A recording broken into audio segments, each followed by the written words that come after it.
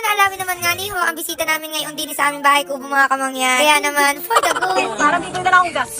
Hello mga kamangyan! Sabi mga kamangyan, hanggang ngayon nga niyo, hindi ko alam kung ako bagay nananaginip o kung aray tunay na. Pero tunay mga kamangyan, si Miss Ivana Alamin din sa bahay kubo. Gawa ng sobrang imposible talaga anong mangyari. Huy, si OA. Hindi nag-joke lang ako na mapunta din. Alam nyo, after ilang araw, nag-message sa akin sa Instagram. Tanda ko, March 25 yun. Masaya nagulat din nga niyo ako din ng mga kamangyan. Gawa ng yung pinitaso namin na kapatis, ay bigla na lang din tinikman niya rin ni Miss Ivana. Dahil nga niyo, probinsya rin mga kamangyan. Siyempre, hindi mawawala yung pagsakay nga niyo din sa kariton. Kasi na-challenge ko siya kung kaya nga niya sumakay doon mismo sa Kalabaw. Ay sabi ho niya, ay kaya daw niya. But kaya na nga niyo mga kamangyan. Pagdating namin din sa bahay kubo, ay niyaya ko na ho, ari si Miss Ivana na manghuli nga niyo ng mga manok din eh. Sabi ko nga niyo, magaluto na lang kami ng tinola. Alam niyo, nang nahuli na yung manok, ayaw na niyang pumayag. Sabi nga niyo, naawa daw siya doon sa manok. Ay kami daw ay magtinola, pero walang manok. Ay grabe naman yun. At yung manok ay pinangalanan na nga ninyang babol. Sabi naman, naging member pa ng Batang Quiapo. Sabi ko nga niyo, pwede talaga maging probinsyana ari si Miss Ivana. Gawa nga niyo na magaling siya makisama. Kasi walang arte, gayaan. So nakakatuwa, dito ka na lang sa amin habang buhay.